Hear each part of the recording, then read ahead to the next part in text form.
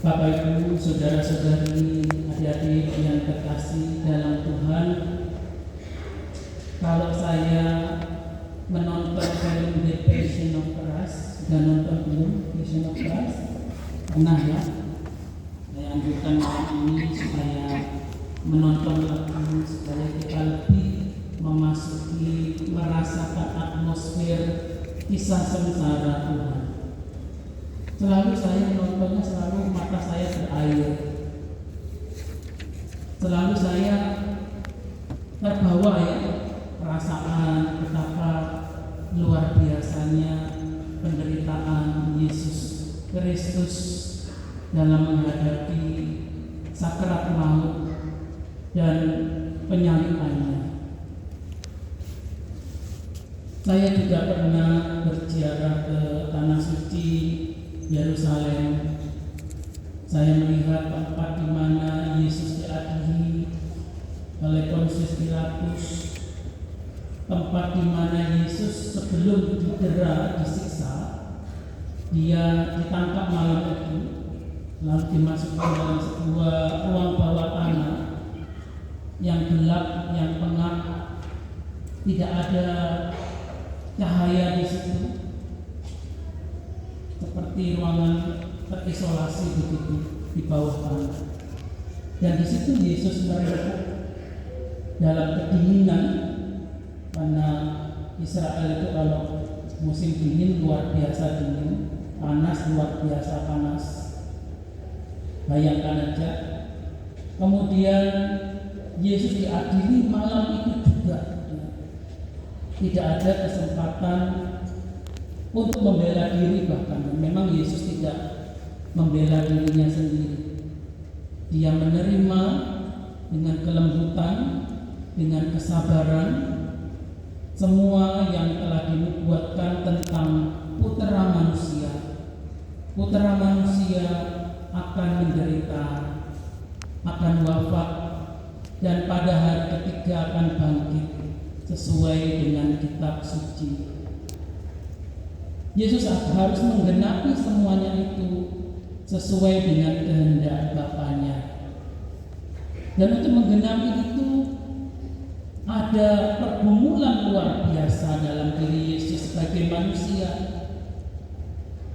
Pada saat di Taman Zaitun, dia pun berdoa kepada Bapaknya, kalau boleh cawan ini berlalu daripadaku, tetapi bukan seperti kehendakku, melainkan kehendak-Mu ya Bapa. Dan Yesus memilih untuk taat kepada Bapaknya. Lalu kemudian saya dibawa ke sebuah, pada peziarah itu saya juga dibawa ke tempat di mana Yesus dimahkotai duri, ya. Dan ada pohon duri yang mungkin panjangnya sekitar 1 jari begitu durinya ya. Lalu pemandu di sana mengatakan, ya seperti ini duri yang dianyam, yang menembus kepala Yesus. Tajam, dari tumbuhan tajam sekali, panjang. Jangankan kena kepala, kena jari saja sakitnya minta ampun. Itu menembus kepala. Lalu kemudian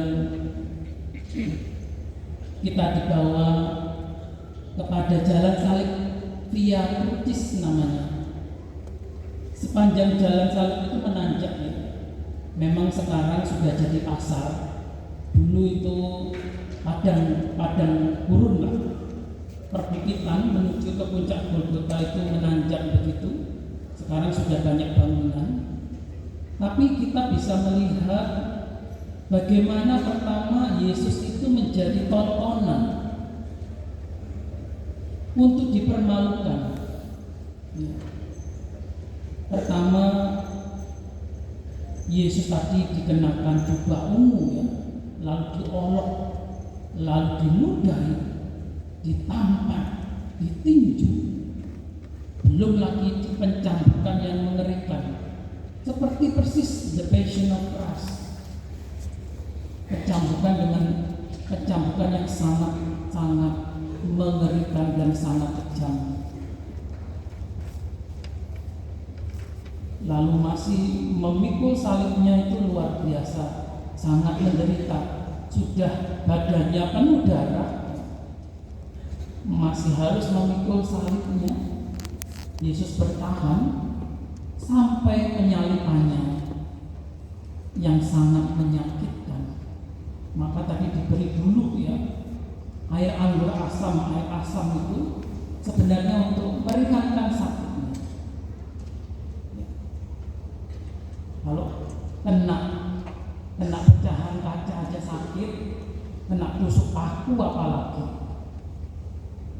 sakitnya luar biasa. Kaki dan tangannya hidup tanpa bius ya. Dan kemudian dia masih bertahan, masih dia di kayu salib, masih diolok-olok. Tadi dalam narasi tadi orang-orang mengolok-olok,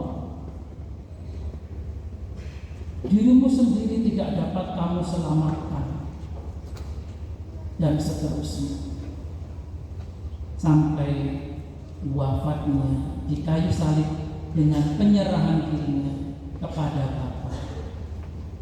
Saudara-saudari yang mau kita merefleksikan dalam kisah sengsara, kita belajar bersabar dan tahan dalam penderitaan. Bukankah menjadi murid Kristus dikatakan, jika engkau mau menjadi muridku, engkau harus menyangkal egomu, engkau harus memikul salibmu setiap hari dan mengikut aku, sabda Tuhan. Orang Kristiani sudah harus terbiasa dengan penderitaan. Penderitaan yang dilakukan demi kebaikan orang lain. Bukan penderitaan karena kelalaian atau kebodohan. Kalau kebodohan misalnya menyalakan api lalu ditinggal pergi, rumahnya terbakar. Aduh, aku menderita, rumahku terbakar. Itu bukan penderitaan yang dimaksud. Itu adalah kelalaian, kebodohan. Tapi penderitaan adalah sesuatu yang bernilai ketika itu kita persembahkan untuk orang lain, untuk kebaikan orang lain, kebaikan orang yang kita cintai. Seorang ayah bekerja mati-matian untuk anak istrinya sampai dia sakit. Seorang ibu menjadi ojol, ojek online, tengah malam pulang, atau dia mungkin mendapat masalah di jalan, kecelakaan, karena harus mencari nafkah untuk anaknya. Itu adalah penderitaan yang bernilai karena dilakukan demi kebaikan orang lain. Bukan penderitaan karena kesalahan diri sendiri ataupun kelalaian. Di zaman yang atau di saat ini banyak orang itu suka membuat orang lain menderita, senang melihat orang lain menderita, atau orang yang cenderung menindas orang lain, apalagi yang lebih lemah. Ini juga termasuk orang-orang yang bertentangan sebenarnya, berseberangan dengan nilai-nilai Kristiani. Ketika penguasa menindas, ketika orang yang punya kekuasaan menindas yang lebih lemah, disitulah ketidakadilan, disitulah penindasan, kekerasan terjadi. Kita belajar dari Kristus, Dia putra Allah Maha Tinggi. Kalau kita baca kisah sengsara yang lengkap, Yesus mengatakan kepada Petrus, ketika Petrus melawan, ketika Yesus mau ditangkap, Petrus melawan, lalu dia mengeluarkan pedangnya untuk memotong telinga salah seorang serdadu. Menurut Injil namanya Markus. Tapi Yesus mengatakan, sarungkan pedangmu, Barang siapa memakai pedang, dia akan mati juga dengan pedang. Yesus tidak menginginkan kekerasan dibalas dengan kekerasan. Yesus mengajarkan cinta kasih bahkan di saat-saat yang berbahaya, di saat-saat yang sangat menderita. Dia tidak melawan, dia tidak memberontak, seperti anak domba dibawa ke tempat pembantaian. Dan kemudian kita juga melihat ketika Petrus mengeluarkan pedangnya dan Yesus menyuruh sarungkan pedangnya, masukkan pedangnya. Yesus mengatakan, sangkamu aku tidak bisa meminta kuasa dari surga. 12 pasukan malaikat dari surga bisa turun untuk membela Yesus, menyelamatkan Yesus. Saat itu juga, sangkamu aku tidak bisa. Kalau kita membaca keseluruhan Injil yang lengkap, mau mengatakan bahwa Yesus memilih untuk menjalankan kehendak Bapaknya meski dalam penderitaan dan kesengsaraan, bahkan wafatnya. Lalu kemudian Yudas Iskariot pada saat penangkapan Yesus, kalau kita baca Injil yang lengkap, mengatakan dia mencium Yesus. Lalu Yesus mengatakan, kawan, untuk itukah engkau datang? Bahasa ini mengatakan, untuk uangkah kamu menangkap aku? Demi uangkah kamu menangkap aku? Karena Yudas Iskariot telah menjual Yesus dengan harga sangat murah seperti seorang budak, 30 keping perak. Demi uang, Yudas Iskariot menjual Yesus, menyerahkan Yesus, menangkap Yesus. Dan kemudian Yudas Iskariot pun menyesal dan mengakhiri hidupnya dengan menggantung diri. Rasul-rasul yang lain bagaimana? Rasul-rasul yang lain ketakutan. Petrus pun yang gagah berani mengeluarkan pedang itu ternyata pengecut. Yesus mengatakan, sebelum ayam berkokok, engkau akan menyangkal aku 3 kali. Dan benar, Petrus menyangkal Yesus. Petrus yang adalah paus pertama menyangkal Yesus. Lihat kegagalan manusia dalam mengikuti Tuhan, itu juga melambangkan kegagalan kita. Kalau Yudas Iskariot menjual Yesus karena uang, apakah sekarang terjadi juga orang menjual Yesus demi popularitas atau meninggalkan Yesus demi kekayaan banyak? Jadi orang Kristen kok sulit ya, apa-apa dipersulit, apa-apa diskriminasi, apa-apa susah, nggak bisa ngelawan.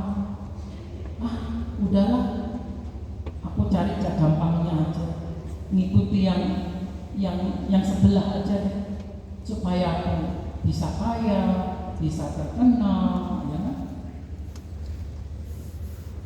Dan seterusnya.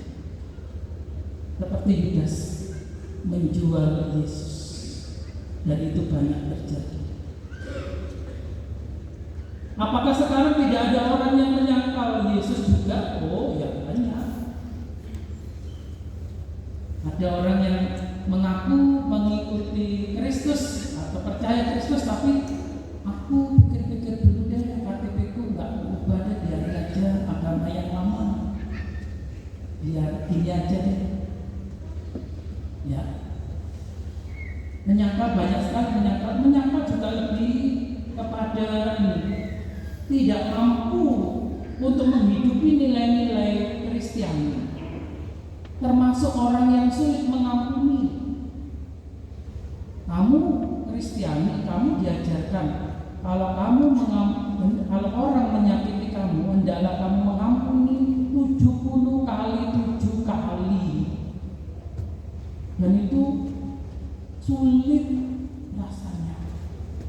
Bukankah kita kalau sulit mengampuni, sebenarnya kita juga menyangkal Yesus yang menghendaki kita untuk mengampuni dan mengasihi. Termasuk ya, bukan hanya soal identitas, tapi menghidupi nilai-nilai yang diajarkan Yesus. Kemudian kita juga diingatkan ya, tentang bagaimana Yesus menghadapi semuanya itu, penderitaannya, dengan penyerahan diri kepada Allah Bapa. Allahku, Allahku, mengapa engkau meninggalkan aku? Ini seruan manusia. Kita semua pernah pasti kalau kita dalam keadaan susah, mungkin kita terlintas dalam pikiran, Tuhan jangan tinggalkan aku, jangan tinggalkan keluargaku, jangan tinggalkan orang tuaku, jangan tinggalkan anakku. Misalnya Anda punya anak atau pasangan, mungkin dia bekerja atau mungkin dia belajar ke luar negeri, ya kan? Pasti dalam hati Anda sebenarnya tidak ingin berpisah, tapi demi masa depannya Anda harus merelakan dia pergi. Maka Anda berdoa, Tuhan jangan tinggalkan anakku, jangan tinggalkan keluargaku, jangan tinggalkan pasanganku. Aku titip dia Tuhan, jaga dia Tuhan, lindungi dia Tuhan, berkati dia Tuhan. Ini seruan kita semua yang tidak mau Tuhan meninggalkan kita, termasuk juga orang-orang yang dalam sakrat maut. Saya memberi pengurapan beberapa hari yang lalu kepada orang yang sakit keras, ya, sudah lansia memang. Kemudian setelah memberi pengurapan suci karena keadaannya dia dalam kondisi lemah, memakai ventilator gitu ya, dia nggak bisa respon antara sadar nggak sadar gitu. Tapi mungkin dia tahu bahwa saya datang mendoakan dan memberikan sakramen pengurapan minyak suci. Kemudian setelah pengurapan, saya mengajak keluarganya berdoa Koronka Rahimah Ilahi Rosario Koronka, ya. Setelah Koronka, saya mengatakan bahwa bila kita berdoa Koronka di depan orang yang sakrat maut, kita berharap Yesus datang sebagai Raja yang berbelas kasih, bukan sebagai hakim yang adil. Karena kalau dia datang sebagai hakim, kita semua nggak luput dari kesalahan dan hukuman. Pasti kita dihukum karena kita banyak dosa dan kesalahan. Maka hanya mungkin kita memohon Raja yang berbelas kasih, Raja yang lembut hati, seperti Yesus yang mengendarai keledai. Itu lambang kelembutan hati. Itu lambang kerendahan hati, itu lambang belas kasih. Maka kita mohonkan pada jiwa-jiwa yang sudah meninggal juga, agar mereka berjumpa dengan Yesus yang berbelas kasih, Raja kerahiman ilahi. Saudara-saudari yang terkasih, di saat orang lain, di saat pemimpin-pemimpin dunia suka berperang, mereka tidak memikirkan banyak sekali nyawa yang melayang, kerugian-kerugian yang diakibatkan oleh perang, kekerasan. Yesus mengajarkan kita sekali lagi kelembutan dan damai. Yesus mengajarkan kita cinta kasih, bukan kekerasan. Yesus mengajarkan kita agar kuat dalam penderitaan dan berserah diri kepada Tuhan. Dan Yesus tadi di awal saya mengatakan, mengendarai keledai, binatang yang sukar ditaklukkan. Itu berarti Yesus mampu menaklukkan kesukaran-kesukaran yang Anda hadapi pada saat ini. Jangan takut, datang kepada Yesus. Mari kalian semua yang letih lesu dan berbeban berat, maka aku akan memberikan kelegaan kepadamu. Pikulah kuk yang kupasang, sebab bebanku pun ringan. Sabda Tuhan. Semoga dengan kisah sengsara pada Minggu Palma ini kita diajak untuk semakin lembut hati, rendah hati, berbelas kasih, dan percaya mengandalkan Yesus yang mampu menaklukkan segala kesukaran-kesukaran hidup. Tuhan memberkati. Amin.